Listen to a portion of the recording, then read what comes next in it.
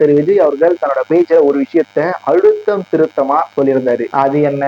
நான் தப்பு பண்ண மாட்டேன், தப்பு பண்ணவும் விட மாட்டேன், தப்பு பண்ணவங்களை விடவே மாட்டேன்.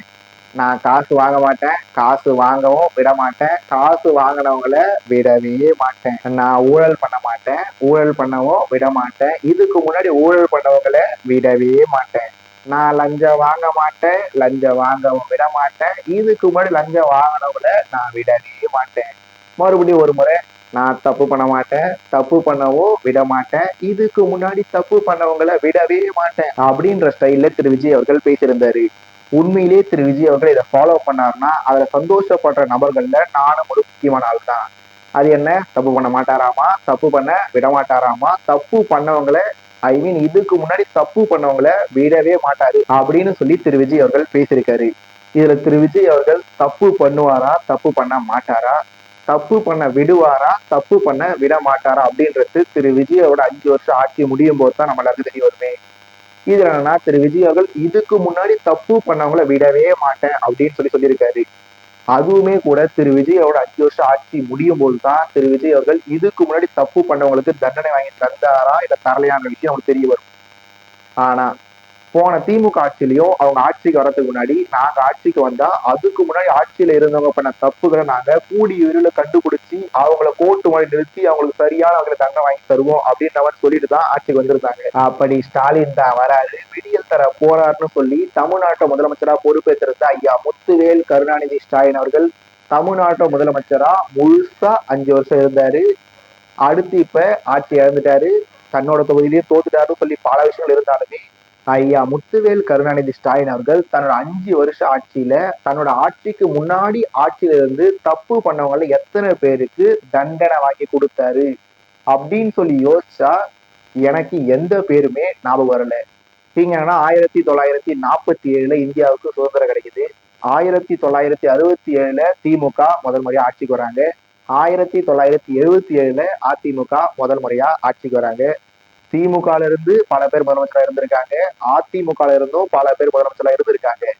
இப்படி 2026க்கு முன்னாடி தமிழ்நாடு முதலமைச்சர்களா திமுக இருந்து, அதிமுக இருந்து, காங்கிரஸ்ல இருந்து சொல்லி பல பேர் முதலமைச்சர்களா இருந்திருக்காங்க.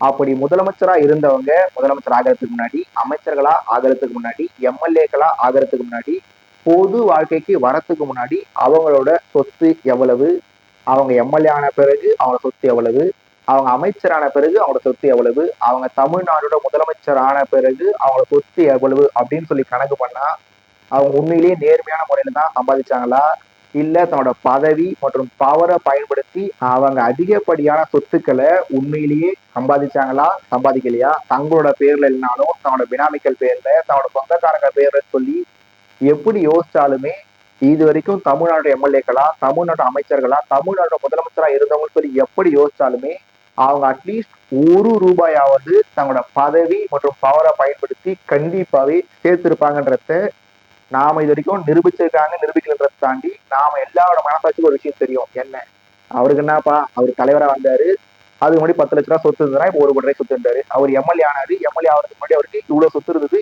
எம்எல்ஏ ஆன பிறகு அவரு கோட்டீஸ்வரனுக்கெல்லாம் கோட்டீஸ்வரன் ஆயிட்டாரு. அந்த தலைவர் 10 தலைமுறைக்கு சொத்து சேர்த்துட்டாரு, இந்த தலைவர் 100 தலைமுறைக்கு சொத்து சேர்த்துட்டாரு, இன்னொரு தலைவர் 1000 தலைமுறை வந்தாலும் அந்த 1000 தலைமுறையில ஒவ்வொருத்தர் 10 குழந்தை பெற்றாலும் 100 குழந்தை பெற்றா கூட என்ன கணக்கே இல்லாம சொத்து சேர்த்துட்டாரு. உண்மையை சொல்லணும்னா இந்தியாவோட மிகப்பெரிய பணக்காரர் அம்பானியோ அதானியோ இல்ல, இந்த அரசியல் கட்சியை சேர்ந்தவர் தான் அப்படின்னு சொல்லி பல பேர் பேசியிருக்காங்க. அது என்னதான் நிரூபிக்கப்படலனாலுமே கூட உண்மையிலேயே அவங்க கணக்கே இல்லாம கோடி கணக்குல சொத்துக்களை சேர்த்திருப்பாங்கன்றது தான் 100க்கு 100 உண்மையான விஷயங்களே. அப்படி இருந்தாலுமே கூட இந்த மாதிரி தமிழ்நாட்டு அமைச்சர்லாம் இருந்து, தமிழ்நாட்டு முதலமைச்சரா இருந்து சட்ட ரீதியா தண்டிக்கப்பட்டவங்க யாருன்னு சொல்லி பார்த்தா மேடம் ஜெயலலிதா, மேடம் சசிகலா, அந்த மாதிரி ரொம்ப ரொம்ப குறைவானவங்க தான். மேடம் ஜெயலலிதா கேஸோட இறுதி தீர்ப்பு என்னதான் 2017 வந்திருந்தாலுமே அந்த கேஸ் ஸ்டார்ட் ஆனது 1991 டு 96 வரையிலான ஆட்சி காலத்துல தான் அவங்க அதிகமா சொத்து சேர்த்துட்டாங்க அப்படின்னு சொல்லிதான் அந்த கேஸே ஸ்டார்ட் ஆயிருந்தது. அதன் பிறகு மேடம் ஜெயலலிதா 2001 டு 2006, 2011 டு 2016 சொல்லி பல முறை முதலமைச்சராக இருந்துட்டாங்க. அப்படின்னு சொல்லி பார்த்தாலுமே கூட அந்த எம்எல்ஏ, இந்த எம்எல்ஏ, அந்த அமைச்சர், இந்த அமைச்சர், இந்த முதலமைச்சர் சொல்லி எல்லாரு மேலேயுமே கோர்ட்ல கேஸ் நடக்கும், நடந்துட்டே இருக்கும். ஆனா அதுல இருந்து 100ல எத்தனை பேர் தண்டிக்கப்படுறாங்க, 1000த்துல எத்தனை பேர் தண்டிக்கப்படுறாங்கன்னு சொல்லி லிஸ்ட் எடுத்தா ரொம்ப ரொம்ப சொற்பமான நபர்கள் மட்டும்தான் தண்டிக்கப்படுவாங்க. அப்படி தண்டிக்கப்பட்டாலுமே அவங்க விசாரணை நீதிமன்றத்துல தண்டிக்கப்படுவாங்க. அடுத்து ஹைகோர்ட்ல ரிலீஸ், சுப்ரீம் கோர்ட்ல ஒரே ரிலீஸ்ன்னு சொல்லி ரொம்ப ரொம்ப குறைவான அளவு அரசியல்வாதிகள் மட்டும்தான் சொத்து அதிகமா சேர்த்துட்டாங்க, ஊழல் பண்ணிட்டாங்க அப்படின்னு சொல்லி தண்டிக்கப்பட்டவங்க சொல்லி லிஸ்ட் எடுத்தோம்னா நமக்கு ஞாபகம் இருக்கு மேடம் ஜெயலலிதா, மேடம் சசிகலா. அதை தவிர்த்து அதிமுக ஒரு சில எம்எல்ஏ அப்படின்னு சொல்லி என்னோட ஞாபகத்துல இருக்கவங்க ரொம்ப ரொம்ப குறைவானவங்க தான். பல பேர் ஞாபகத்துல இருக்கவங்களும் கண்டிப்பாக ரொம்ப ரொம்ப குறைவான நபர்கள் மட்டும்தான். அப்பனா மீதம் இருக்கு யாருமே தப்பே பண்ணல, யாருமே ஊழலே பண்ணல, யாருமே லஞ்சமே வாங்கல, யாருமே சொத்தை சேர்க்கவே இல்லை, வருமானத்துக்கு அதிகமா சொத்தை சேர்க்கவே இல்லை அப்படின்னு சொல்லி நாம யாராவது நம்ம யாரோட மனசாட்சியாவது அதை ஒத்துக்குவான்னு சொல்லி கேட்டீங்கன்னா கண்டிப்பாக ஒத்துக்காது. தட் மீன்ஸ் தப்பு பண்றவங்க, ஊழல் பண்றவங்க, லஞ்சம் வாங்குறவங்க தப்பு பண்ணிட்டே இருக்காங்க, லஞ்சம் வாங்கிட்டே இருக்காங்க, ஊழல் பண்ணிட்டே இருக்காங்க, சொத்தை சேர்த்துட்டே இருக்காங்க. சிவாஜி படத்துல சொல்ற மாதிரி ஏழை ஏழையாவே இருக்கான், பணக்காரன் பணக்காரனுக்கெல்லாம் பணக்காரனா ஆகிட்டே இருக்கான். ஆனா மேடம் ஜெயலலிதா முதலமைச்சராக இருந்தாலும் சரி, ஐயா கருணாநிதி அவர்கள் தமிழ்நாட்டோட முதலமைச்சராக இருந்தாலும் சரி, ஐயா ஓ பன்னீர்செல்வம் அவர்கள் தமிழ்நாட்டு முதலமைச்சராக இருந்தாலும் சரி, எடப்பாடி பழனிசாமி அவர்கள் ஐயா எடப்பாடி பழனிசாமி அவர்கள் தமிழ்நாட்டு முதலமைச்சராக இருந்தாலும் சரி, ஐயா முத்துவேல் கருணாநிதி ஸ்டாலின் அவர்கள் தமிழ்நாட்டு முதலமைச்சராக இருந்தாலும் சரி சொல்லி இவங்க அதிமுக மேல கேஸ் போடுவாங்க, அவங்க திமுக இருக்கவங்க மேல கேஸ் போடுவாங்க. கேஸ் நடக்கும் நடக்கும் கடைசி வரைக்கும் நடந்துட்டே இருக்கும். 2Gன்னுவாங்க, செந்தில் பாலாஜின்னுவாங்க, விஜயபாஸ்கர்னு சொல்லுவாங்கன்னு சொல்லி பல பேர் அடிபடும், பல வழக்குகள் கணக்கே இல்லாம, காலக்கெடுவே இல்லாம, முடிவே இல்லாம நடக்கும் நடக்கும் நடந்துட்டே இருக்கும். ஆனா இவங்களும் ஆதாரத்தை கொடுக்க மாட்டாங்க, அவங்களும் ஆதாரத்தை கொடுக்க மாட்டாங்க, கடைசி வரைக்கும் யாருக்குமே தண்டனை கிடைக்காது அப்படின்ற நிலைமை தான் தொடர்ந்து நீடிச்சுட்டு வந்திருக்கு. ஆனா திமுக யாரு? தீய சக்தி. அதிமுக யாரு? ஊழல் சக்தி அப்படின்னு சொல்லி சொன்னது யாரு? தூய சக்தியான தமிழ்நாட்டோட முதலமைச்சரான திரு சி ஜோசப் விஜய் அவர்கள் இப்ப ஆட்சியில் இருக்காரு, இப்ப அதிகாரத்துல இருக்காரு, இப்ப அவரு பவர்ல இருக்காரு. அவர் என்ன சொன்னாரு? தப்பு பண்ண மாட்டேன், தப்பு பண்ணவும் விட மாட்டேன், இதுக்கு முன்னாடி தப்பு பண்ணவங்கள விடவே மாட்டேன்னு சொல்லி திரு விஜய் அவர்கள் சொல்லிட்டாரு. அவர் சொன்னதை அவங்க நம்பல, இவங்க நம்பல, யாருமே நம்பல, அதெல்லாம் ஓரமா எடுத்துட்டு போகட்டும். திரு விஜய் அவர்கள் சொன்னதை நான் 100க்கு 100 நம்புறேன். அதனால திரு விஜய் அவர்கள் என்ன பண்ணணும்? 5 வருஷம் முழுசா அவர் ஆட்சி பண்ண போறாரு. அது ஆல்மோஸ்ட் கன்ஃபார்ம் ஆயிடுச்சு. அது என்ன ஆல்மோஸ்ட் கண்டிப்பா கன்ஃபார்ம் ஆயிடுச்சு. தமிழ்நாட்டோட முதலமைச்சரா திரு சி ஜோசப் விஜய் அவர்கள் மே 10 2026 தொடங்கி 2031 மே மாசம் வரைக்கும் தமிழ்நாட்டு முதலமைச்சர் திரு சி ஜோசப் விஜய் அவர்கள் தான்றதுல எந்த விதத்தையும் இருக்க போறது இல்லை, யாருக்குமே இருக்க போறது இல்லை. அப்படி இருக்கிறதுனால திரு விஜய் அவரோட ஆட்சி 5 வருஷத்தை நிறைவு செய்யும் போது அவர் உண்மையிலேயே இதுக்கு முன்னாடி தப்பு பண்ண எல்லாரையும் அட்லீஸ்ட் எத்தனை பேர் தான் அவரு சட்டத்தை முன்னாடி கொண்டு போய் நிறுத்தி சரியான ஆதாரங்களை கொண்டு போய் கொடுத்து அதுல எத்தனை பேருக்கு தண்டனை வாங்கி கொடுத்தாரு அப்படின்றத பாக்குறதுக்கு நான் ரொம்ப ரொம்ப ஆவலா இருக்கேன். அதனால ஐயா ஓ பன்னீர்செல்வம், ஐயா எடப்பாடி பழனிசாமி, ஐயா முத்துவேல் கருணாநிதி ஸ்டாலின் அவர்கள் அப்படின்னு சொல்லி தமிழ்நாட்டோட முன்னாள் முதலமைச்சர்கள் 3 பேர் இருக்காங்க. தமிழ்நாட்டோட முன்னாள் துணை முதலமைச்சர் அப்படின்னு சொல்லி திரு உதயநிதி ஸ்டாலின் அவர்கள் இருக்காரு. தமிழ்நாட்டோட முன்னாள் அமைச்சர்கள்னு சொல்லி பல பேர் இருக்காங்க.